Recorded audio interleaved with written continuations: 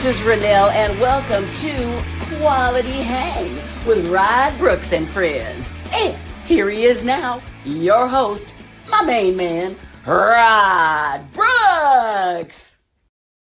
Thank you very much, Renelle. I am Rod Brooks, and happy Friday, everyone. Welcome to Quality Hang, and as always, I'm joined on this broadcasting adventure by my partner in crime, my friend, the co-host of Quality Hang. He is Marcus Osborne. What up, man? What's up, Daddy-O? Good to see you on a Friday night. Thank God it is Friday, everyone. We made it through another week. We have made it to the weekend. I hope you have a measurable blood alcohol level, and you can really get into the show, vibe with the show, because yes, indeed, it is a free-for-all Friday, and it is exactly what it says. Yes, we could get into anything on this Friday.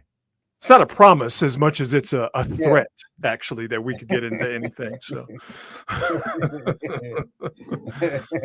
who knows who we could defame and slander on this show. Are we bound by FCC rules and regulations? We are not. We are not. We good to go. Duly noted. We start this show as we always do by thanking our presenting sponsor, the fine folks at Hop Monk Taverns.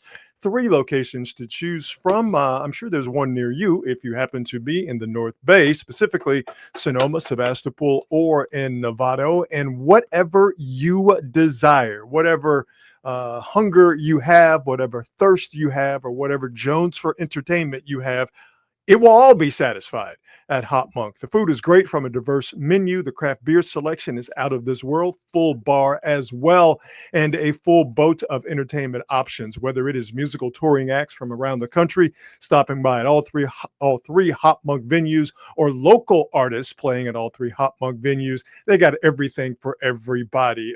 They've got open mic night, open mic comedy night. They've got country line dancing night. There's a Bob Marley tribute going on at one of the Hop Monks later on this weekend. So whatever you're into, I guarantee you can find it at Hop Monk. So make sure you follow them online at hopmonk.com, and definitely follow them on all the socials, and stop by if you happen to be near Sonoma, Sebastopol, or in Novato. All right, let us get into it. Let's get involved on this Free-for-All Friday, and we will start with the Niners.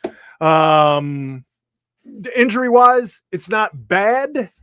Some would say it's getting better, but it's not at a stable point. So let's get the Niner injury report, and thanks to my coworker at NBC Sports Bay Area, Matt Mayoko. By the way, you can see myself, Matt, and Carlos Ramirez on the Niners pre- and post-game show an hour before, an hour after the Niner game on Sunday. So we'll be on at 12 on NBC Bay Area Plus, and we'll be on at around 4. So also on NBC Bay Area Plus when the Niner game against the Arizona Cardinals is over. But let me move this graphic here real quick. As you can see, Spencer Burford and Jordan Watkins are both ruled out. That is over and done with.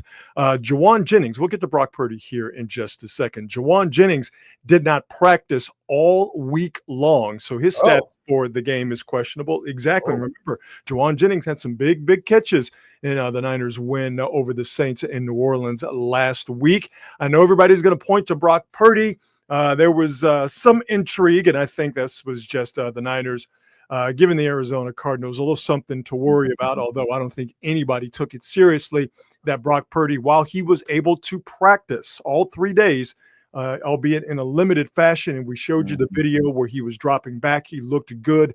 But if you notice, there was no video of Brock Purdy rolling out or moving laterally on that toe injury. Kyle Shanahan did try again, and I think it was a little tongue-in-cheek, and also to give the Cardinals something to worry about, that there was a possibility that Brock Purdy could play this Sunday. That possibility is as dead as Napoleon. Purdy will either be the backup or more than likely the third emergency quarterback. So it is once again on the arm of Mac Jones, who threw 3 touchdowns last week. But to me, Marcus, the bigger of these questionables is left guard Connor Colby. Colby came in for Ben Barch early in the game on this past Sunday against the Saints. And Connor came in at left guard and was by all measurables, Marcus, he was absolutely outstanding.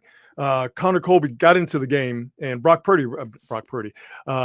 Mac Jones, remember, threw the ball 39 times. A lot of throwing, right? Connor Colby was in on 35 of those 35 pass attempts. Woo. So Connor Colby was in at left guard on 35 pass attempts. How many sacks? Any sacks or pressures allowed? 0 pressures. 0. Doesn't Connor suck. Colby, rookie, all right? Doesn't Late round suck. draft pick, came in an emergency situation for starter Ben Barch. And Ben Barch, by the way, is done for a while. And the way Connor Colby played against the Saints and how he's projected to play leads me and a lot of people to believe that Ben Barch has lost his job. Somebody got pipped. To Connor Colby, 100%. But again, Colby allowed 0 pressures. And the Niners offensive line, we talked about this on Monday after the game. The Niners offensive line was absolutely outstanding. Trent Williams was much better against the Saints than he was against the Seattle Seahawks. He didn't allow a pressure on 42 dropbacks. Jake Brendel, the somewhat, if not much maligned center for the Niners, he had himself a very good game. And according to Pro Football Focus, and some people are down with Pro Football Focus and some people aren't. But according to Pro Football Focus, Jake Brendel, after 2 weeks, very small sample size, but after 2 weeks, Pro Football Focus has Jake Brendel ranked as the number 2 overall center. Dominic Pooney's dealing with a knee injury, but even at right guard, he was in the 92nd percentile as far as pass block win rate. And Colton McKivitz out there at right guard, he was in the 96th percentile as far as pass block win rate. So offensive line in total against the Saints was outstanding. The most outstanding of that crew, as I mentioned, was Connor Colby. He injured himself in practice yesterday. He has a groin injury. And as you can see, if you're watching us on YouTube and on X, Connor Colby is questionable. To me, that's bigger than Brock Purdy not being in, possibly. It's bigger than Juwan Jennings possibly not playing, because other than Seattle, this is the best front that the Niners have seen this year. The Niners offensive line proved that they were better and up to the task than the Saints defensive line. It was a battle that they should have won, and they did, and they won it handily. Marcus, this Arizona front that the Niners are going to see on Sunday, led by Josh Smith, led by Dalvin Tomlinson, and old school Calais Campbell is still out there. That's a whole different set of circumstances. And not having Connor Colby is going to be a big issue for the Niners, because part of Mac Jones's success, being able to throw 3 touchdowns and no interceptions on 39 dropbacks, 29 of those being completed, is that he had time. He was not as harassed as one would think that he would be. This Arizona squad is a completely different story up front, and not having Colby there is only going to make Mac Jones's job even more difficult. Hey, man, first of all, it's hilarious that Calais Campbell is still playing.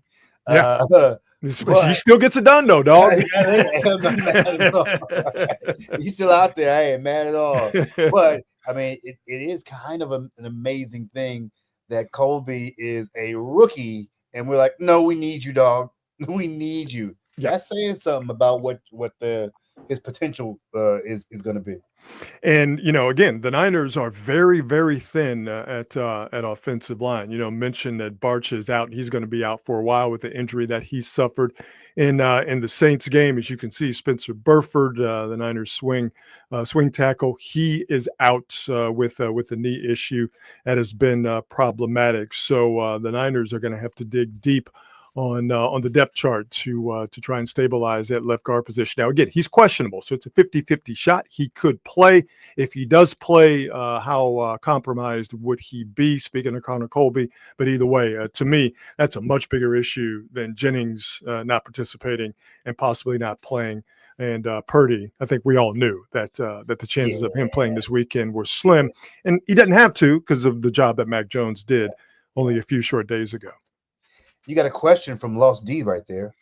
Let me see the question here from Los D. Hi, Rod. There was a ton of debate on Jake Brindle. The eye test says he's below average, but the Niners love him. Why, in your opinion? The Niners, like their offensive linemen, they what's the best way to put it? They like them at a certain value. Let's put it this way. And Jake Brindle, from a cost standpoint, Jake Brindle fits in there perfectly with what they like to do with their offensive line in total.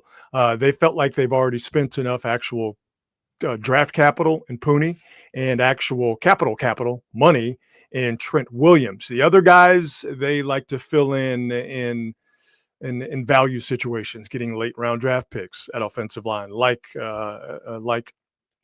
Connor Colby in this year's draft. I think Colby was a 5th round draft pick. I forget it. I forget exactly.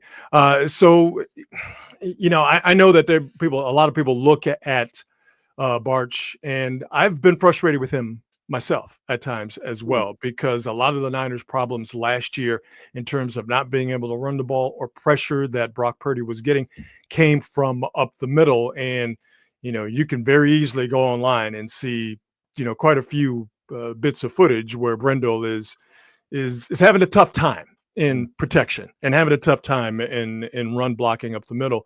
But so far this season, and I think last year he had an injury situation as well. I'm not exactly sure what it was. I think it might have been a knee, but he had an injury situation as well.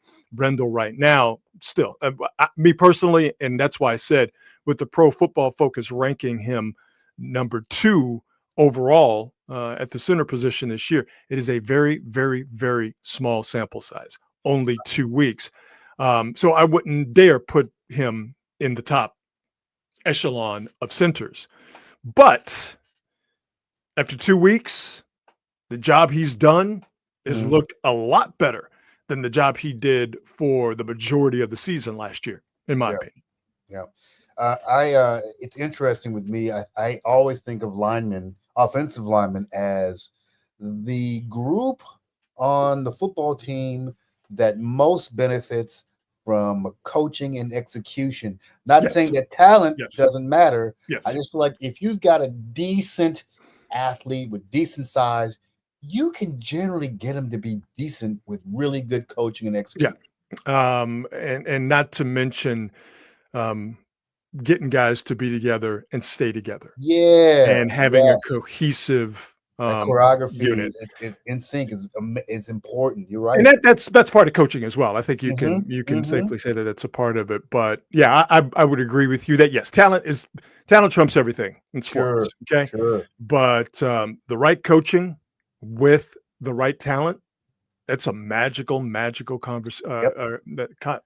conversation. That is a magical combination, he tried to say in English.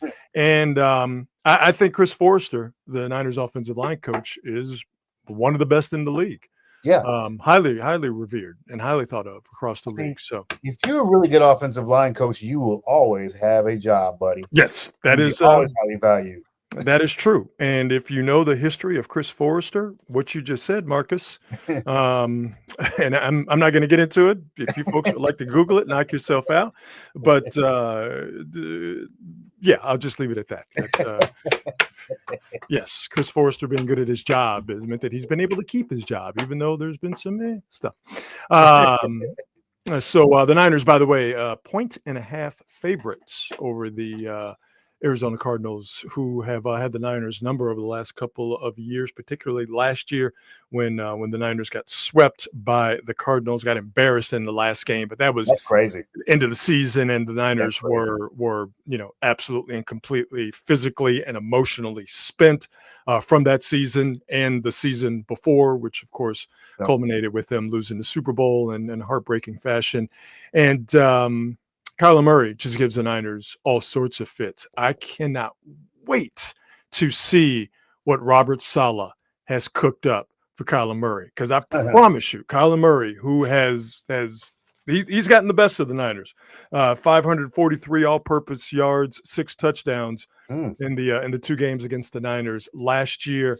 Kyler Murray early in the game at Levi's last year, little read option, bam, Kyler Murray scampers into the end zone, and it was the beginning of a very bad day for the Niners.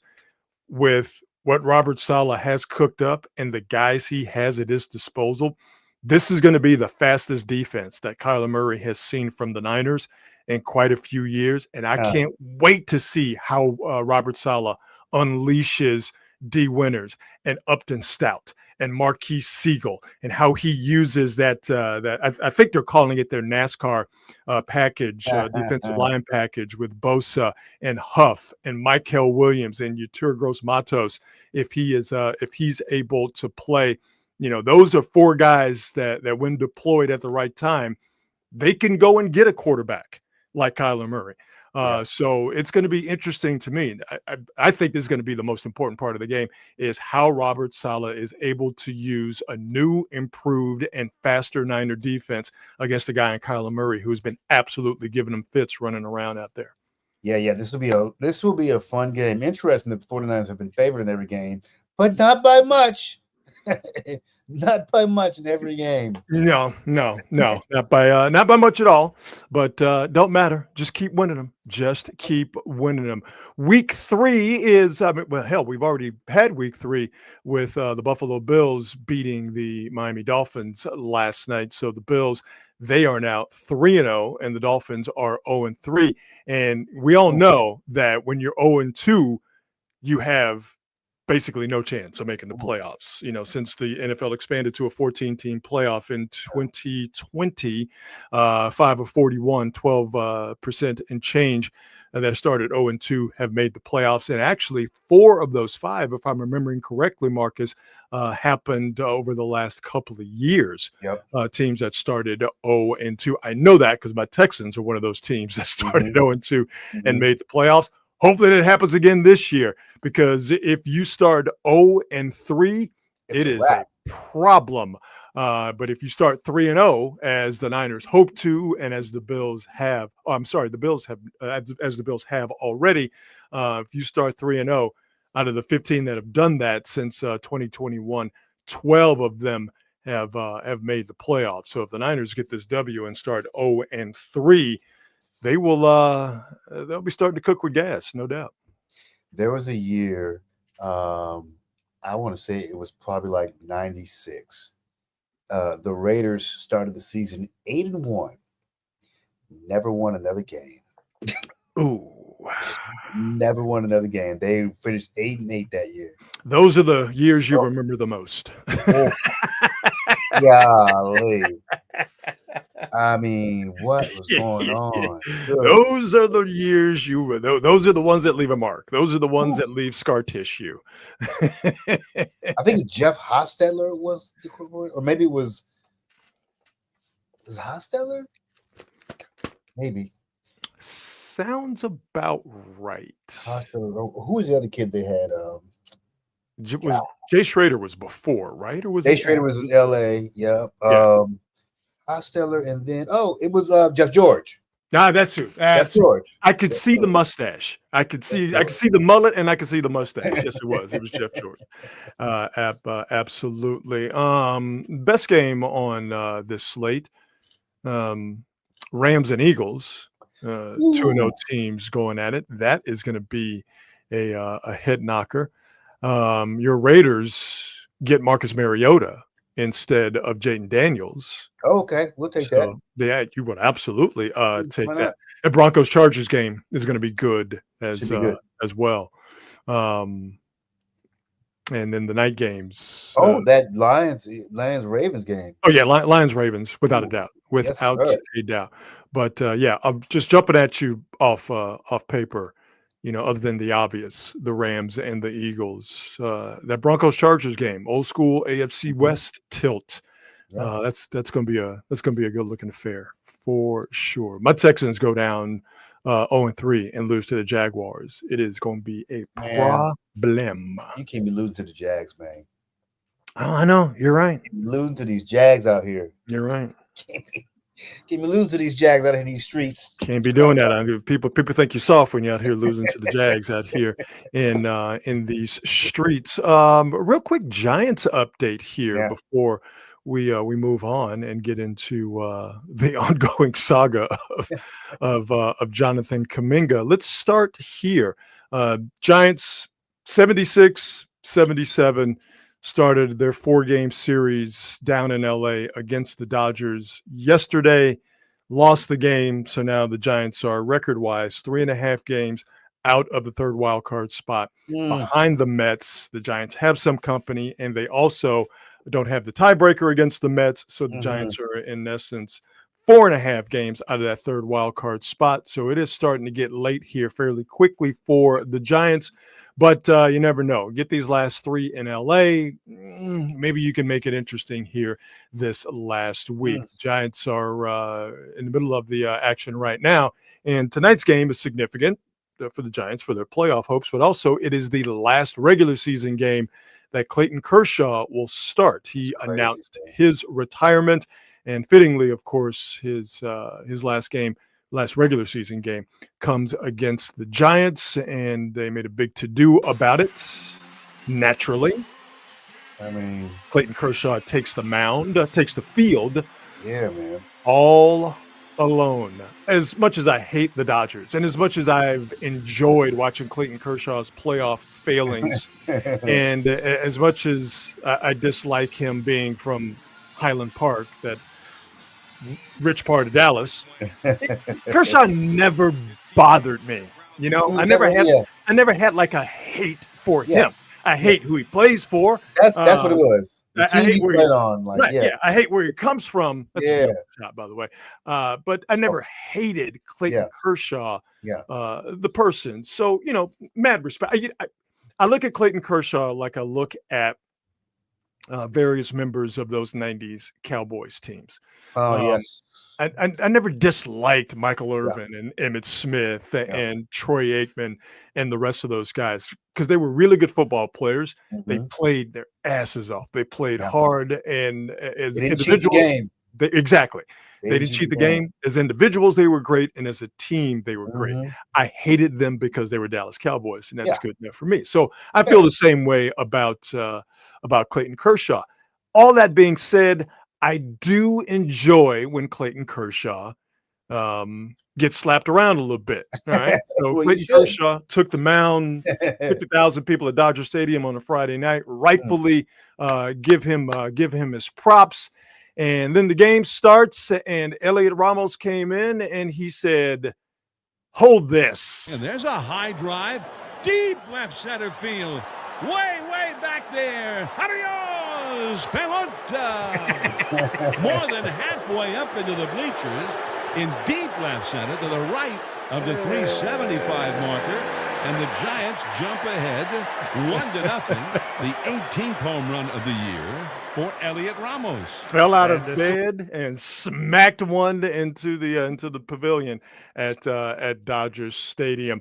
It got tied up at 1 when Miguel Rojas hit a solo home run, but Wilmer Flores singled to center in the third, scoring Matt Chapman. So bottom 4, the Giants again, who are 76-77 and 4.5 games really out of that third wild card spot. The Giants are up on the Dodgers 2-1. Robbie Ray is getting back on the good foot after his last start, which was against the Dodgers, which was no bueno. Robbie Ray, after 3 innings, only giving up 2 hits and that 1 earned run on that Miguel Rojas home run. So the Giants still got some action at this point, Marcus, but it's starting to get late here real quick.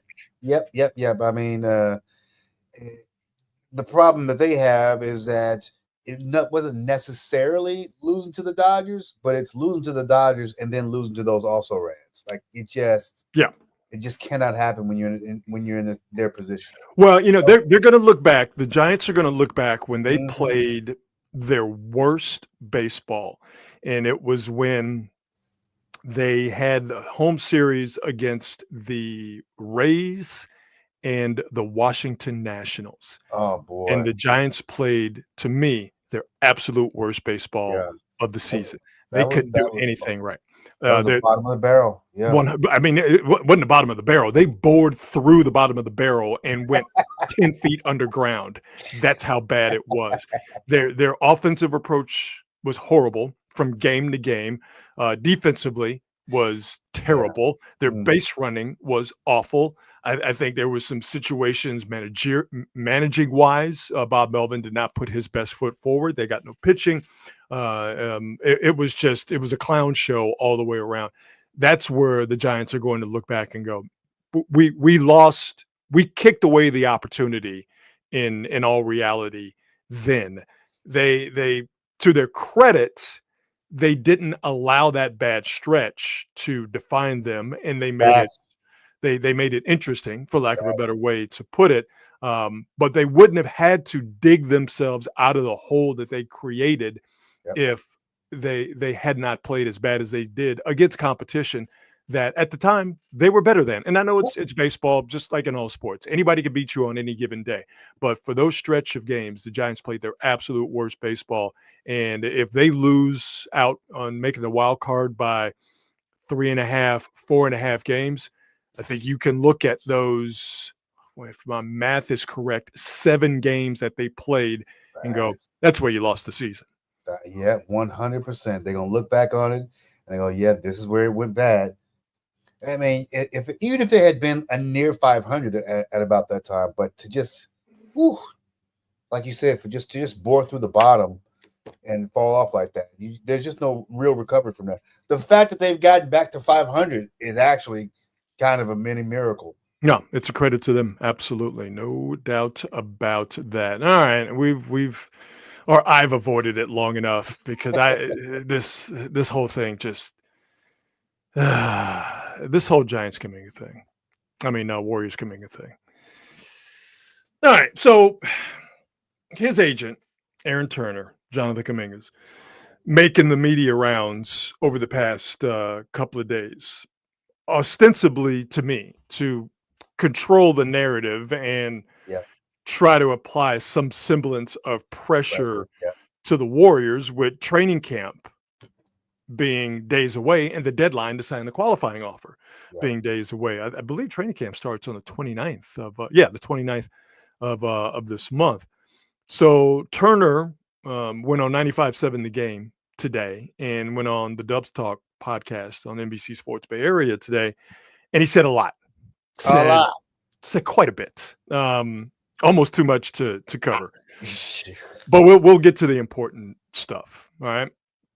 So Turner says today that if the Warriors get rid of the team option and give Kuminga the player option for the third year of that $75 million contract that supposedly is on the table, and I think it is on the table, Kuminga will be signed, sealed, and delivered. Okay. If he'll be committed to helping Steph Curry get that title. So hilarious. If there is no player option given, Kuminga will begrudgingly accept the qualifying offer by the deadline next week. So this $8 million qualifying offer has a no trade clause.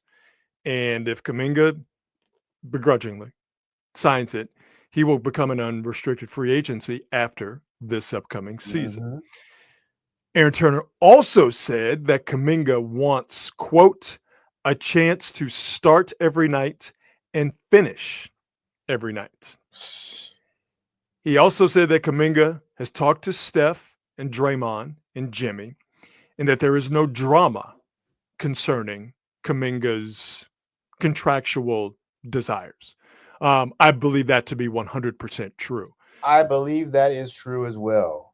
Players don't ever, unless your money issues, whatever they may be, unless they bleed into the team's performance, players are always fans of their brothers trying to get more money. Okay, I believe that to be 100% true, and it's 100% true. Baseball might be a little bit different, but I know it's true in football. That's why guys don't get mad when dudes hold out. And I believe it's true in basketball, and it's true in this case. It is also being reported that Curry, Draymond, and Jimmy Butler have gone to the Warriors front office to advocate for Jonathan Kuminga.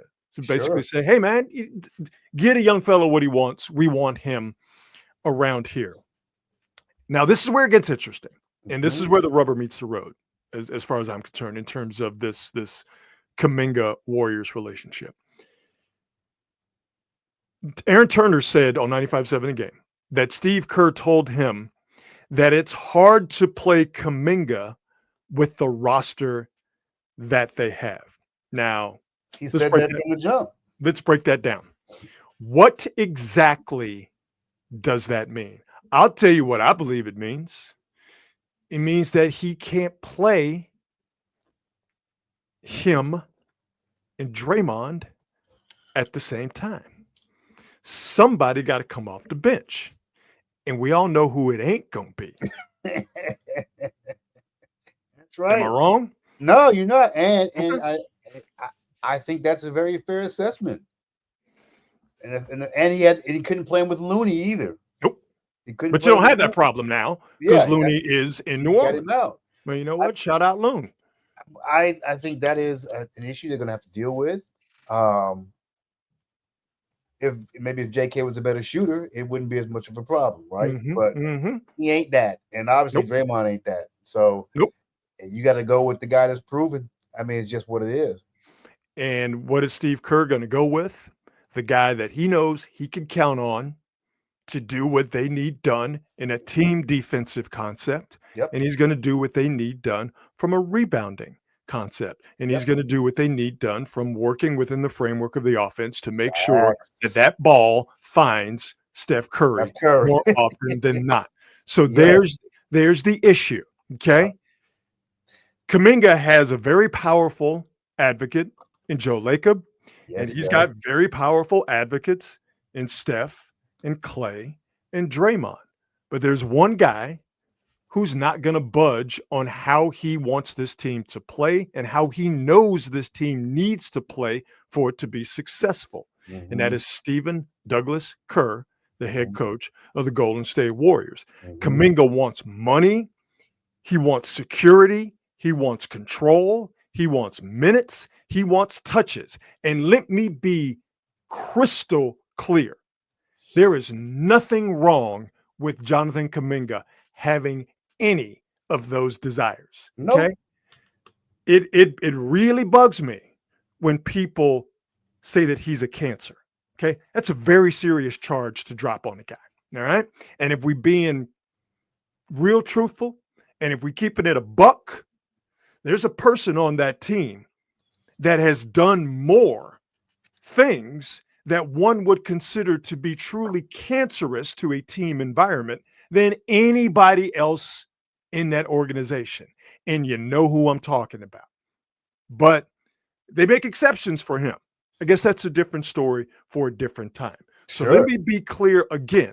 All of the things that Jonathan Kuminga desires, money, touches, guaranteed minutes, all that stuff, he is well within his right to want.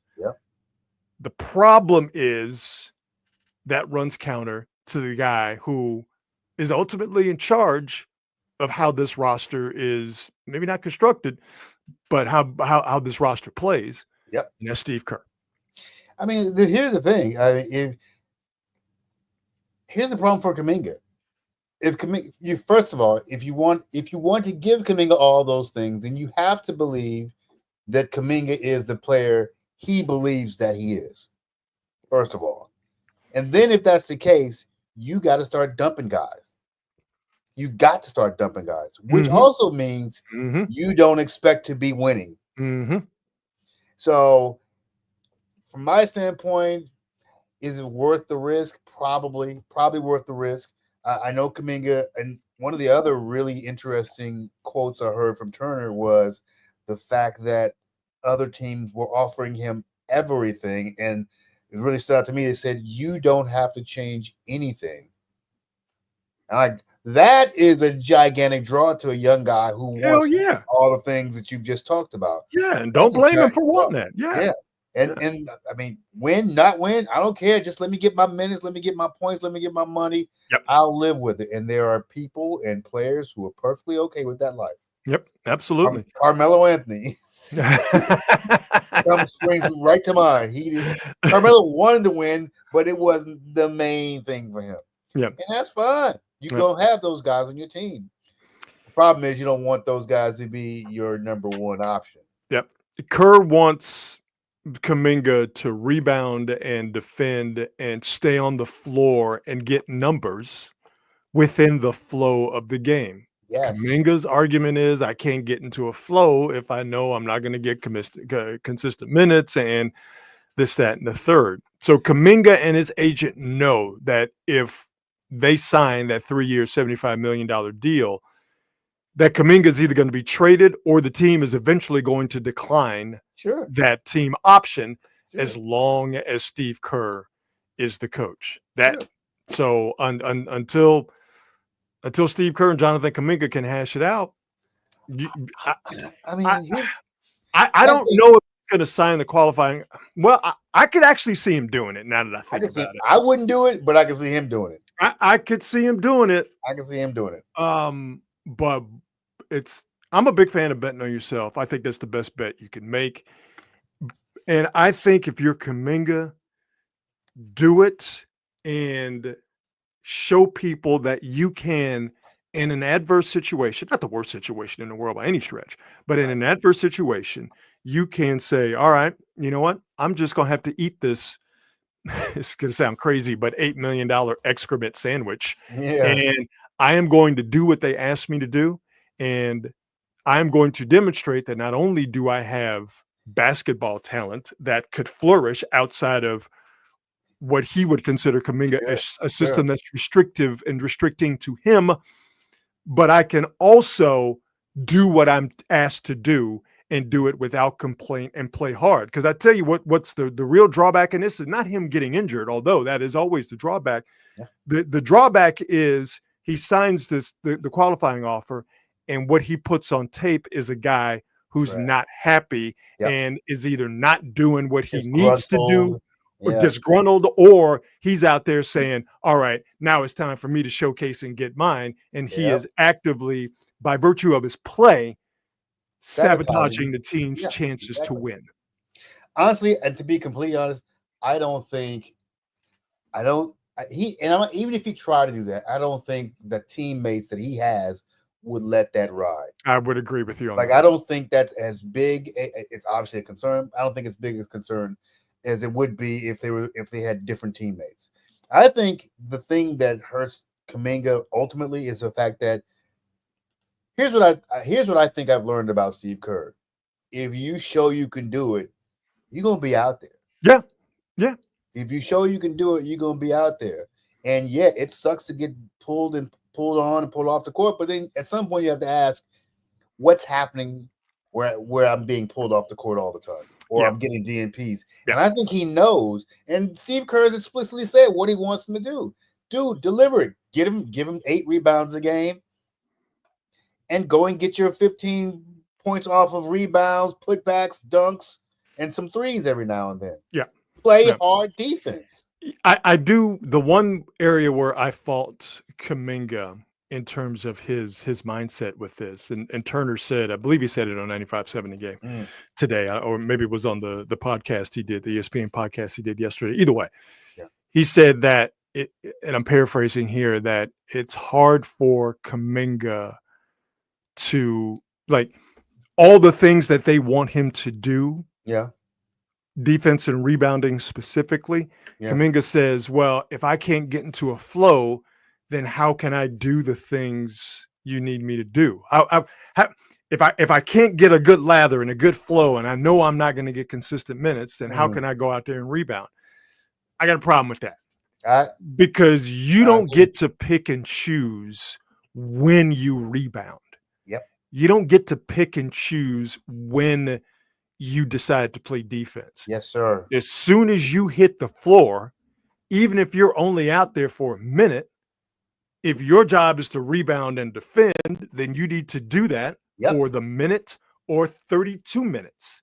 that you're out there. This idea that he needs to get, man, it reminds me of the Eric Dampier, like, I got to get my touches early in the game. Yeah. And then you give him the ball and he will fumble the ball out of bounds.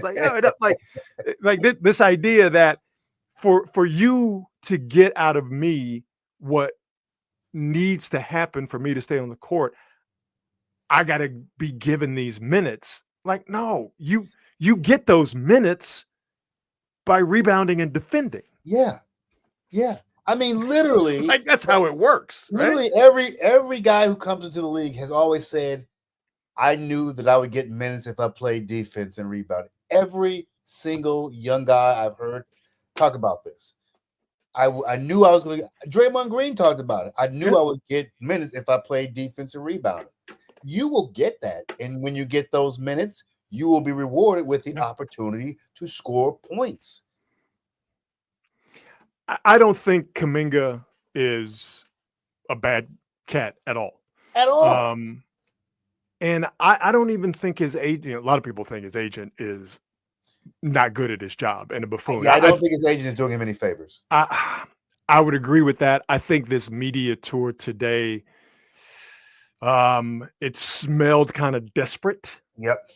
Especially, he was on 95.7 and they do, they use the same program we use where you can see who you're interviewing. It's not just on the phone anymore. And boy, it seemed, I don't know if thirsty is the word, but boy, it seemed really obvious that Turner is in the forefront of the shot. And then behind him is Kuminga working out. Dribbling and shooting. Like, okay, all right, dog. We see what you're doing. But again, I'm trying to be fair. I don't know exactly what's going on, so I'm not going to say that his agent, is a buffoon or doesn't know what he's doing. I think that what he's pulled off over these last couple of days, like I said, seems kind of desperate. But all right, dog, whatever. I don't think that anything that Kuminga is doing is out of bounds. I don't think what he's asking for is out of bounds. Okay. I don't think what Steve Kerr expects from a player of his ilk is out of bounds. I think the way the Warriors front office has handled this has been a bit ham-fisted. I think the Durant trade might have had a little something to do with it. I think they felt like that they had him traded. And Houston came in and swooped in and got Durant, or Durant didn't want to come to the Warriors or whatever it was. But it was Durant didn't want to come to the Warriors. I just think that a lot of things happen and have conspired to get to this point. And now both parties are just kind of standing there with their palms up to the sky like, okay, what do we do now? Okay, and there is one curious thing about this that I feel like the Warriors could give on. I actually think the Warriors could give on this player option. I think they could too. And I know that they will hang on to him, but I just feel like you're trying to get rid of him anyway. So is he going to make it to a third year?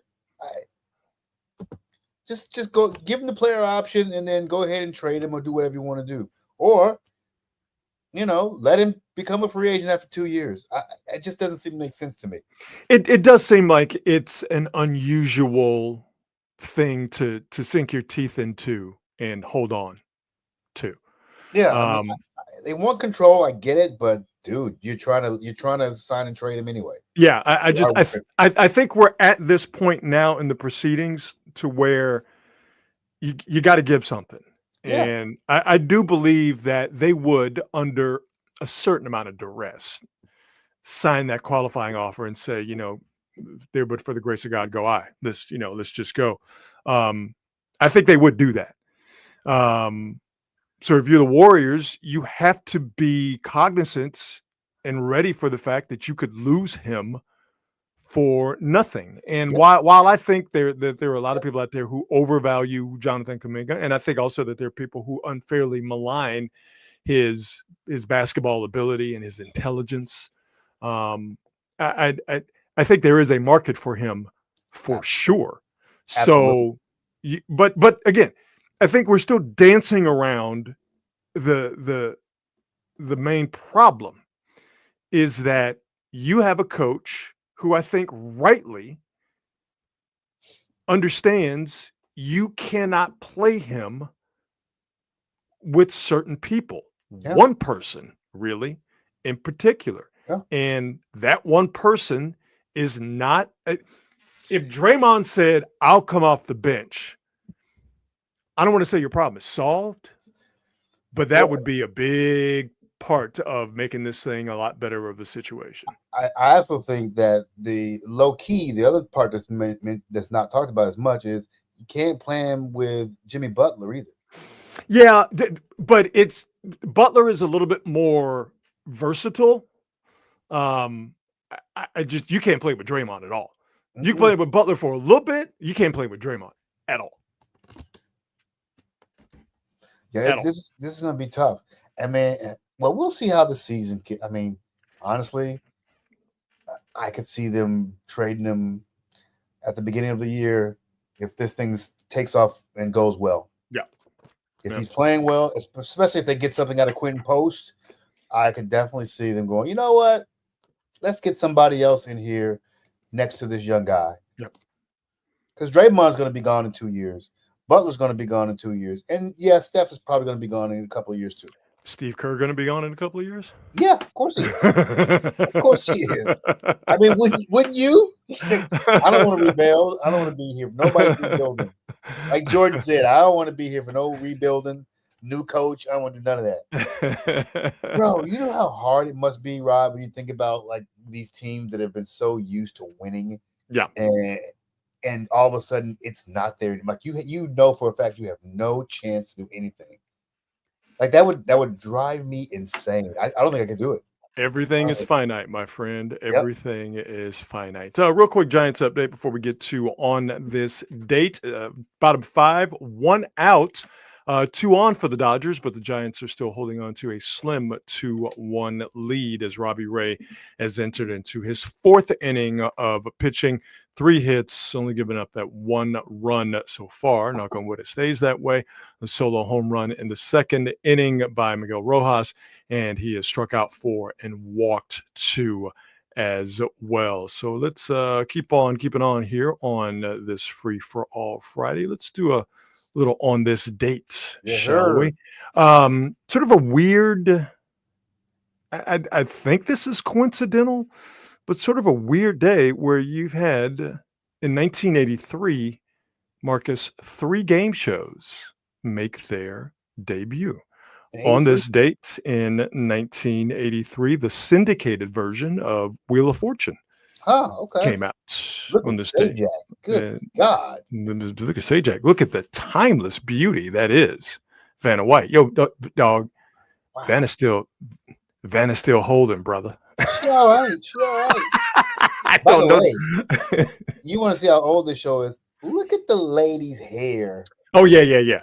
No, she got that. Is this the 80s? Because it looks like the 60s. She got that silver fox fro. She got that Don Sutton. That's what she got. She got that.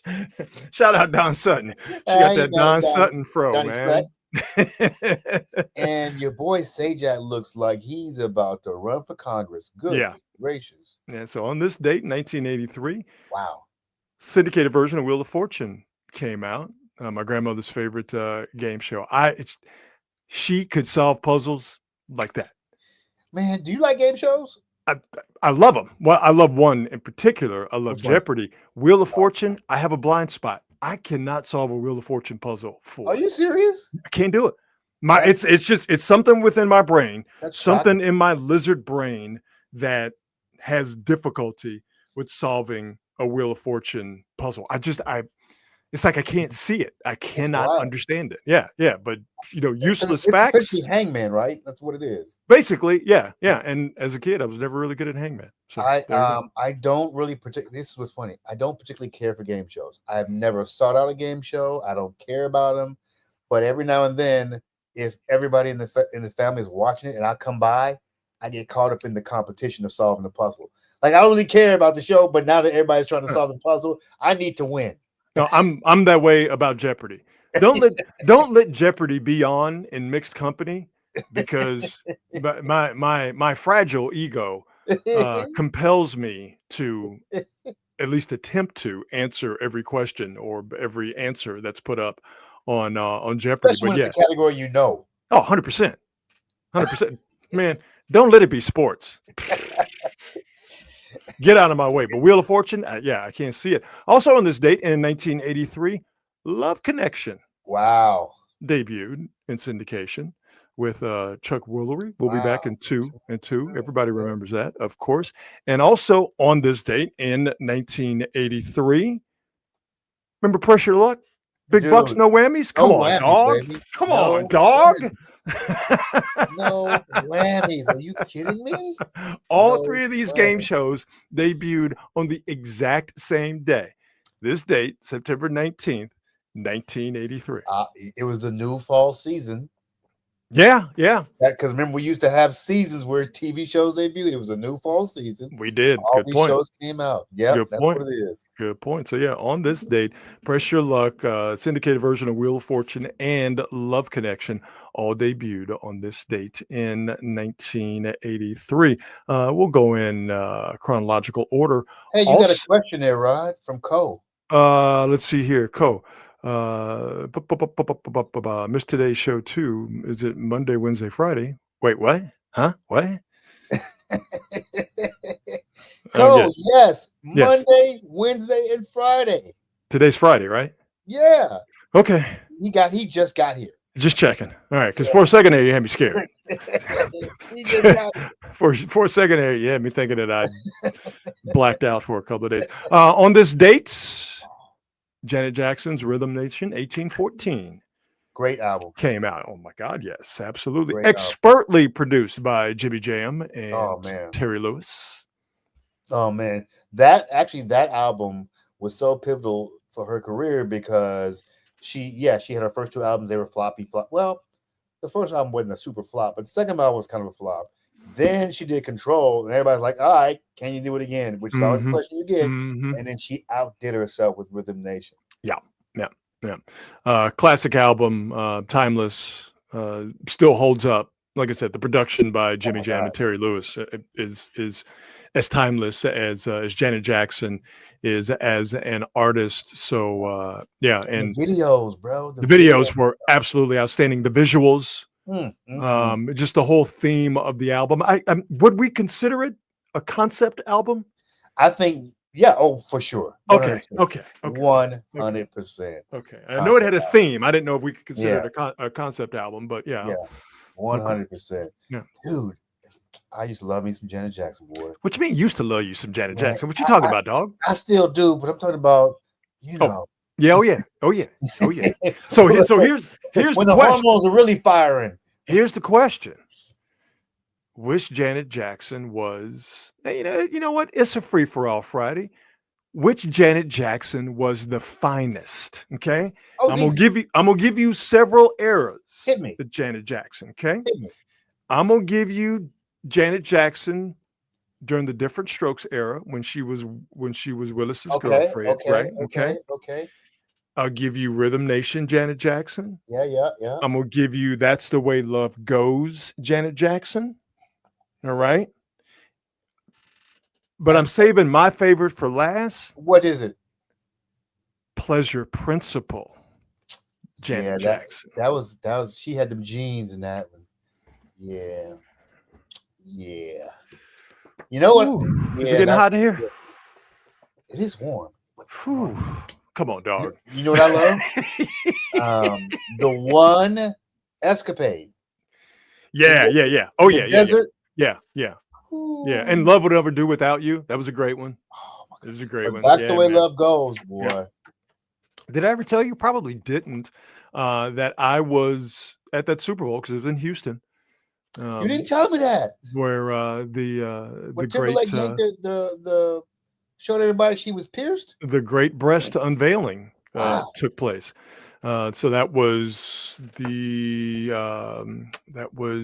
Patriots and the Carolina Panthers. Wow. And I remember that it was a boring first quarter. Second quarter got going, and we were sitting there, Janet Jackson, Justin Timberlake, and I didn't see it. And nobody saw it. Nobody in the arena, nobody in the stadium saw it. Yeah. Only people who had TiVo, and that TiVo was brand new then. So like it was like what, maybe a dozen people that had TiVo could actually go back and look at it. But I'll never forget that as soon as they stopped, and again, I couldn't see it. I couldn't see the motion of Timberlake pulling her, what was it, bustier or whatever, down. Yeah. But I just saw, them come together. They were together. Yeah. And then they stopped, and the music stopped. Yeah. And she just, boom, just took off running. It was almost cartoonish how quickly she took off stage. And I remember saying to myself, I guess she wanted to get the hell out of there. And then by midway through the third quarter, so this is well before everybody had smartphones. Yeah.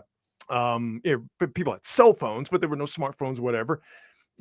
There was almost like this buzz in the press area. And you could see people like they would, and then it would just keep going on down, and it would, eventually just filter up to where you were.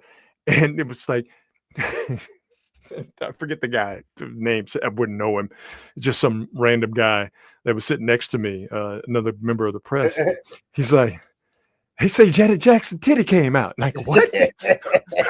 Say what? Wait a minute, dog. What are you talking about? Yo, man, relax. And then, of course, that's exactly what happened. So, crazy, dude. It was indeed crazy. So there you go. She never. I mean, no. She never recovered. The then head of fully. CBS, Les Moonves, did her absolutely dirty. And I don't want to say he ruined her career, but he definitely stifled her career for sure. Les Moonves is a world-class jackass. Nothing happened to Timberlake at all, and he was the one who pulled the thing off. No, not at all. But on this date, Janet Jackson's Rhythm Nation 18 came out in 1989. On this date in 1990, Stone Cold Cinematic Classic hit Goodfellas premiered in theaters on this date in 1990. Yeah, it's a classic. What else can you say?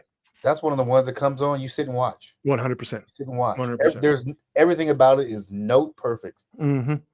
I would prefer to watch it over The Godfather. I really would. I would agree with you, and I think it is light years better than Casino too. Oh yeah, not a big Casino fan. I think Casino is absolutely overrated, but Goodfellas not even in the same league. No, not in my estimation at all. As well, to me, Goodfellas is note for note. Yep, perfect motion picture. I'm like, oh yeah, I'm watching this. That you ever see Heat? Yes, of course. Yes. Come on, man. Yeah. They're talking about remaking it, by the way, right? I think we're getting not a remake, but I don't know if it's a sequel or I don't know if it's a prequel, but I know we're getting another Heat. Yeah, they're trying to do it because there's a book out. Oh, is there?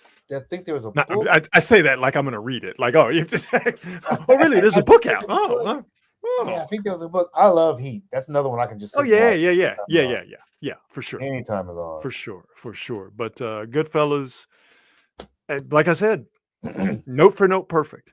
I can't think of a misstep. It's got everything. It's well shot. It's well acted. The soundtrack is amazing. The story is amazing. There's humor in it. You feel for the characters. To a certain extent, you empathize with the characters. These are horrible people, but you do empathize with them. Yeah. It is. I agree with you. It's what people say about The Godfather, that you empathize and sympathize with the characters. I don't think as much as you do, for me, with the guys in Goodfellas. I can't tell you how bad my feelings were hurt when Tommy got popped. Oh yeah, he thought he was about to be a made man. I'm yeah. Oh no. Yeah. And the funny thing is it you kind of knew he was eventually going to get it some way. But because it was his own people, it's just, damn, dude. That scene where his wife goes to De Niro and he tells her to just go down this alley. Oh my God! To get a dress. Yeah, just right around the corner there. That is, without doing a whole lot, that scene is so taut and tension filled. Yep. And I think everybody has the same emotional reaction. Even if you've seen the movie, which we all have multiple times, don't do it. Don't go down that alley. You will not come back. Yeah, okay. Feel good. There are no dresses for you down there. Okay. Don't do it. My God. Don't do it. Thank you, John. Yeah, Heat 2 is a prequel. There we go. I'm gonna see it. There is no doubt. I am going to see it. So yeah, on this date in 1990, the cinematic classic Goodfellas premiered, and finishing up on this date, the follow-up to the wildly popular debut by Pearl Jam 10 debuted on this day in 1993 versus Pearl Jam's second album came out on this date in 1993. And I'm pretty sure it still holds the record for the largest selling second album by a band or an individual. Really? Versus sold a little bit shy of 1 million copies the first week it came out. And yeah, it's got everything. It is a very, very, very well done album. And I think we were talking about this on the last show on Wednesday, that the pressure artists, whether it's a singular artist or a band, feels when you have a debut that just pops, and is a timeless classic. How do you come back from that? Pearl Jam was able to do it. I mean, that whole scenario, when you've been together for a while and there's a slow build for your career and the momentum picks up, and then that fourth album suddenly blows up, it's one thing. You've been through everything already, but when it's that first one, you got nowhere to go but down. And then, you don't have that built-in audience yet either. That's going to stick with you through thick and thin. Not everybody who hears you is a brand new listener, and they're going to compare everything to that album. It's a hell of a follow-up. Man. I'm a massive Pearl Jam fan. So that's your favorite band, yes? I thought we had that conversation when I'm Foo Fighters I love, but Pearl Jam, the fact that they're still around and making music, because once you got Versus is when it started to get dicey for the band, because Eddie Vedder, he's a peculiar sort. He didn't want the trappings of the rock star, and he was very freaked out by the fact that their debut was as big as it was, and he felt like it was getting out of control. And the other guys in the band were like, "Hey man, we're enjoying this ride." And Eddie, he's a tortured artist. He's he's mumbling like, "No man, I don't think this is right," whatever.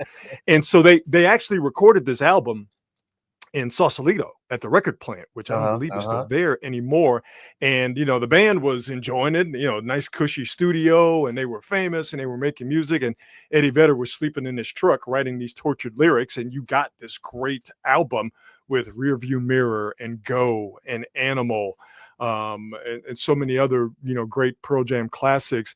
And it was obviously a well-received album. And after this is when he was like, I think I want to get off this ride, but he couldn't, or decided that he didn't. And so the fact that they were able to still stick together and continue to make music now 30 plus years later, you just think about all of the bands from that era, and the number one band that you think of that of course didn't make it was Nirvana. The fact that Pearl Jam is still around and touring and putting out albums is I don't know if miracle is the word, but damn, it is impressive. Well, that Eddie Vedder is one of those guys I have always like. Boy, I would love to interview that dude. I would too. Just because I would love to interview this Eddie Vedder against the younger guy. Yeah, I would love to talk to him about what's different about you now. Yeah. Has your outlook changed on anything, or has it coarsened? Like, I would love to have these conversations with him. Well, it seems like Thinking guy too. In interviews that I've seen, I think he kind of stopped taking himself as seriously, and he was just able to sort of get a grasp on the whole situation. And the thing is, not to get too Pearl Jam nerdy, but they after the second album, they, led by Eddie Vedder, started to make music that was a little bit more inaccessible. You know what I mean? First two albums are really, really hooky and riffy and radio friendly. Yeah. You get to Vitalogy and No Code, my favorite Pearl Jam album. Okay. They were, especially Vitalogy. They were like, we don't want none of this shit played on the radio. So, they did what some bands do, but they're not as successful at it, which is they almost purposefully alienate the majority of the fan base to see who sticks around. Dude, that is, I see, I'm a big Prince fan, and he was the same exact way. It's the same thing. Same exact way. And hearing you talk like that, like, that's one of the reasons that I like artists like that so much, is they're gonna test you. Yeah. And listen, Nirvana tried to do it because for folks who don't know, Nevermind, the one with Smells Like Teen Spirit, the one with the baby on the front, it's not Nirvana's first album. Bleach is their first album. Right. Nevermind is the first album with Dave Grohl, which is, he's the gasoline that just made the engine fire. But Nirvana tried to purposefully, with their third album, second with Dave Grohl, the one after Nevermind, In Utero, they tried to do what Pearl Jam did with Vitalogy, which is they wanted to make music that was abrasive and not as polished and as radio friendly and as poppy as Nevermind. They wanted to make something that was so abrasive that would discourage what they felt were, and I think this is a very arrogant thing to do, but what they felt were not real fans. And then they kind of wanted to get back to sort of being indie and grassroots. And I say to that, I see why you would want to do it, but that's kind of a bullshit thing to do. You know what I mean? That's a young person thing. Right? That's a young person thing. Exactly. You're 22, 23, 24 years old. Exactly. I want to keep my cred. I want to keep my credibility.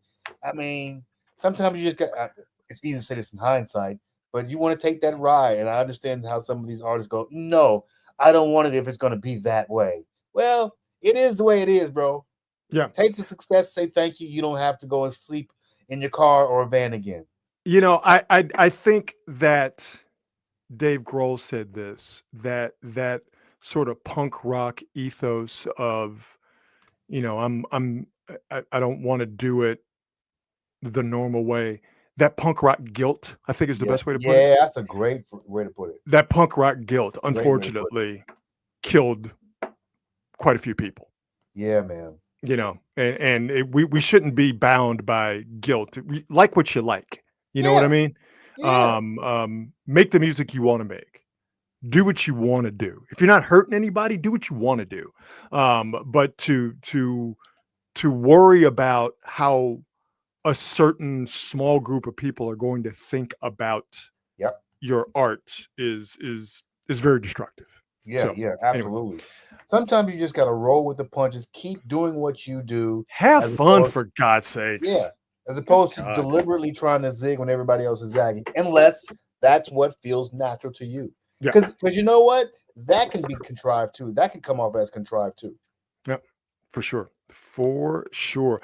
So there you go. On this date, September 19th, Wheel of Fortune, Love Connection, Press Your Luck premiered, Rhythm Nation 1812 released in 1989, Goodfellas premiered 1990, and Pearl Jam released Versus on this date, September 19th in 1993. Let's end the show, as we always do, with the best thing I've seen today. God, I love this. This entire show has been a means to this end, to show this this video. The Canelo Crawford fight last week. Okay. Crawford won, and it was a fight that led people to make wagers, right? Yes. And just keeping it real. A lot of our Mexican brothers and sisters, yes, down with Canelo, understand it, don't hate on it at all, and they were willing to put their money where their loyalties lie, with their man Canelo. All right, they're hermano. Look at me in my public school Spanish coming through in a pinch. You also had brothers and sisters out there who saw Bud Crawford as one of their own, and they felt that it was worthy and worth it to put some money on Bud Crawford. Yes, sir. Well, the best thing that I've seen today is a video of a man victorious in wagering on Bud Crawford with his Mexican coworkers, and he decided to film him coming to get his money. Ladies and gentlemen, I present to you the best thing I've seen today. Oh, please tell me I have it. Wait a minute. Hang on. Here it is. I promise you. It's right here. Best thing I've seen today is this. Pay this man his money. Me, my dinero. Come on. Y'all bet me. Who first? Who first? $1,400. Go get him. You owe me some money. Yeah, so already got 50. Where's that? Come on, y'all playing around. Come on. I want money. You owe me 200. 100. Yeah, where's that? I got Zell. We can do all that later. That's 100. Oh, by the way, I want to point something out here. And Marcus, this just might just be for me and you. I want you to listen to the way he says later, and then tell me where this man is from. Okay? Yeah. All right, here we go. 100. Yeah, where's that? I got Zell. We can do all that later. That's 100. Oh, that's Did you hear? He's New Orleans. That's definitely New Orleans. It's definitely New Orleans. So I don't know if this is in New Orleans, but homeboy is definitely from New Orleans. That's just for the two of us. But when you know the New Orleans accent, you hear it immediately. So, all right, here we go. He continues. Playing around. Come on. I want money. You owe me 200. 100. Yeah, where's that? I got Zell. We can do all that later. That's 100. Come on. That's 200 cash. Come on. That money. It's another 100. Get that. Yeah, that's another 200. Look at that. You see that, huh? We getting that. That's another 100. Yeah. Oh, that's another 100. Yeah. Come on. Where you at? Tell your boy, come on with my paper now. I need that. You heard it. My paper. Yeah. Which one of them better me over there? It's only him. No, huh? One of them better me $200 over there. Who was sitting on that by that car? What? He said you only did 200. Yeah. Who that was? Sold me 100. What you got? 500 for me? Oh my God! Look this here. 1, 2, 3, 4, 5, 6, 11, 12. I'm missing $200. Yeah. Missing $200. Somebody was sitting on that ground yesterday, wanted to bet 500. Who that was? No, I know he owed me 100. No, who was on that ground outside that car wanted to bet me 200? Get this man his money. 500. That was you? Yeah, that's 200, right? Your 100, right? We still missing some money. 1, 6, 11. That's 500. 12. 13. Yeah, it's all 14. 14 big ones, baby. That's a weak salary right there, bro. Barbecue today. Barbecue today. That's the best part. Thank you, sir. Thank you, sir. Thank you, sir. Thank you, sir. What y'all want to eat? What y'all want to eat? I'm gonna treat you on your money. Yeah, y'all want barbecue today? What y'all want? Barbecue. See, that's how you do that on that fight, right? You heard me? You get him. Hey, make sure you get him in the camera. What you got? $100 what? $100 what? Huh? Cash App or Zelle? Sell. Zelle? Yeah. All right. What you got right here? 500. 500, huh? You got Zelle or cash? Yeah, baby. Glaciers! Stop with that. Damn! Oh man, it's the best thing I've seen today. I had to let the whole thing play because it's beautiful in its entirety, and I wanted to make sure that everybody saw him say, "I'm gonna buy all you guys lunch with the money y'all just paid me." I know that feeling because it's not the money represents the fact that you were right, and everybody else in the house was wrong. Your opinion literally has a monetary value. That's it. It's not about the money. It's about me being right. and getting the money from you. That's right. Because he get to talk that trash. Because even if he didn't win that money, he could still be talking. But now, since he took their money, he gonna be talking crazy. Oh man, 500? I never would, bro. I never would. No, not at all. Not at all. Uh-huh. Not at all. He's going to have a real tough time explaining that to his wife. Yeah, man. Everybody's rent is on the line with that thing. Ooh, but man, I love that there was no language barrier whatsoever. He was not leaving until he got his dinero. That's sweet. That's sweet. I'm not mad at it. So there you go. That's the best thing I've seen today. Absolutely. Your boy Cole wants your prediction for the game, Rod. My prediction, as always, pain, as Clubber Lang said. It's gonna be a tight one. Arizona's got some injuries in their secondary. So I think even if right? Yes. Even if Jennings doesn't play, didn't practice this week, but he also didn't practice last week. But even if Jennings doesn't play, I think the Niners have enough to threaten and get at Arizona's secondary with what they've been able to do with McCaffrey. And also, I think this is going to be a real nice game for Kendrick Bourne. You had, I think he had 2-3 catches against the Saints. I'm looking for him to have a bigger role, even if Juwan Jennings does play. Okay. I think the Niners will. I was going to say that with certainty. Then I thought about it. I think eventually the Niners are going to be able to get that run game going with McCaffrey. I'm really, really, really worried about the Connor Colby injury and losing him at left guard. Because again, that Arizona front is pretty damn good. Arizona's problem offensively, strangely enough, they're a really good pass blocking team. Now, again, just like with with the center position for the Niners and him being ranked number 2, this is a very small sample size, with Jake Brendel being ranked by Pro Football Focus the number 2 overall center. Yeah. That Arizona's offensive line, really good at pass blocking, like the Niners, but unlike the Niners, Arizona's run blocking, not very good. Can't run. So I think that's still going to hold up with the Niners' improved defensive line and defensive mindset and defensive coaching. Yeah. And also, as I mentioned at the top of the show, the thing I'm most excited about is to see what that madman Robert Saleh is going to have cooked up to keep Kyler Murray in check and also confuse him. It's going to be a lot of zone. No surprise there. But I think the new Niners youth and team speed that they didn't have last year, along with better coaching and along with having a squad that is not reactive, it's proactive.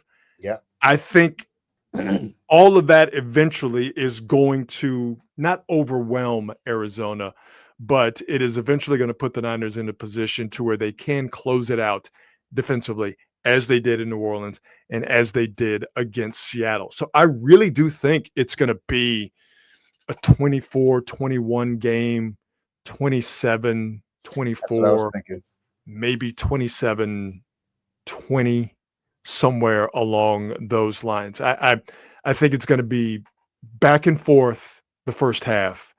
And then, as we've seen in the first couple of games, the Niners being the better team defensively those guys are going to close it out. I'm going 26-24 49ers. Okay. Yeah. We're about in the same area for sure. 26-24. Yeah. Now they could shock me, obviously, but I feel like, this is where we'll end up in this range. I don't think it's going to be a blowout. I don't at all. I think Arizona is too good, too talented. It's like I said, especially what they have with their defensive front. The game is going to be. This game's going to be won or lost at the line of scrimmage. And I know you can say that about every football game. Sure. Because of the importance of the line of scrimmage. But just with the Niners being better at the O-line, but also having some questions as far as what they're going to do at left guard and what Arizona is now bringing with their defensive line, because they made it a point to upgrade their defensive line.